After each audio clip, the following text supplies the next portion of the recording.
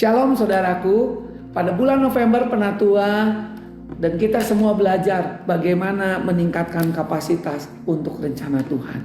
Saudaraku, rencana Tuhan untuk setiap umat Tuhan, saya dan saudara adalah menjadi kepala dan bukan ekor.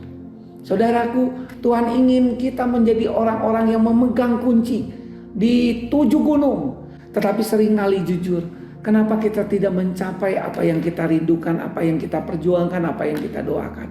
Itu bukan salah Tuhan. Karena Tuhan ingin kita menjadi kepala, bukan ekor.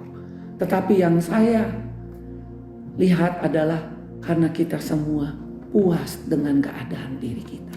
Tidak mau meningkatkan kapasitas.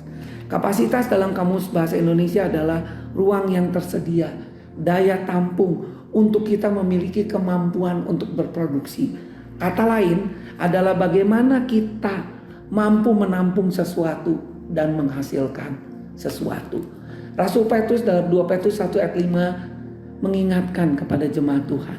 Justru karena itu kamu harus berusaha dengan sungguh-sungguh menambahkan kepada iman. Iman adalah dasar dari segala sesuatu yang kita harapkan dan bukti dari segala sesuatu yang tidak kita lihat. Seringkali kita cukup hanya percaya. Tapi bagian dari percaya, bagian dari beriman tidak hanya cukup hanya percaya dan yakin, tapi mau nggak kita menambahkan. Terjemahan bahasa Yunani bagus. Itu kata sungguh-sungguh berusaha memakai kata spuden yang artinya kerajinan. Tuhan ingin kita rajin, saudara.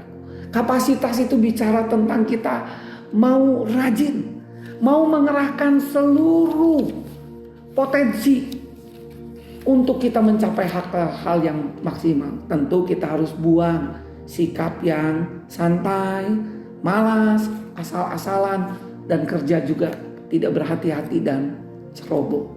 Saudaraku, karena itu mari, iman itu fondasi, betul, tapi tidak cukup. Bagian iman perlu kita restorasi tiap hari. Kita evaluasi apakah hidup kita sudah sesuai gak dengan 7 elemen yang harus ditambahkan bagian dari iman, yaitu kebajikan. Itu artinya kemurnian, ketulusan hati. Tambahkan juga pengetahuan. Seringkali kita menganggap diri kita sudah cukup. Hati-hati, kalau kita merasa cukup tanpa belajar, kita sudah tidak mampu mencapai sesuatu yang diharapkan. Kemudian perlu penguasaan diri, perlu juga ketekunan, perlu juga kesalehan yang tidak kompromi pegang firman Tuhan. Dan ingat, tidak cukup sampai hanya kita merestorasi sikap karakter kita yang kurang baik, yang bagian dari iman. Yang tadi saya bilang, sudah punya iman sebagai fondasi, sudah kita mau restorasi yang namanya kemurnian hati, pengetahuan, penguasaan diri, ketekunan, kesalehan. Tapi nggak cukup, saudara. Perlu ditambahkan misi, yaitu kasih akan saudara. Lewat kita juga kita menjadi berkat. Saya senang tiap Selasa 2 minggu sekali ada PJPM Prospek, di mana rekan-rekan yang sudah berhasil di bidang profesional dimanapun dia ditempatkan, keahlian dan pengusaha mau share.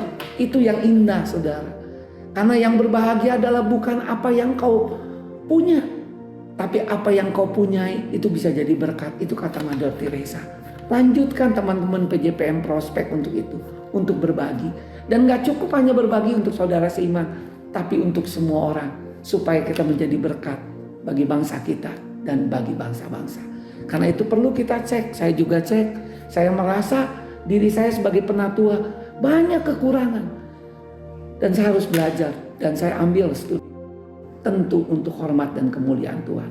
Terima kasih. Dan pada akhirnya saya sebagai penatua rindu setiap umat Tuhan gereja GKKDBP dimanapun kau berada, engkau menjadi orang yang menjawab panggilan Tuhan dan mengalami kemuliaan Tuhan. Seperti yang kita biasa bilang, engkau akan menjadi gunung rumah Tuhan yang menjulang tinggi di puncak gunung, di tempat-tempat baru. Tuhan memberkati kita semua. Amin.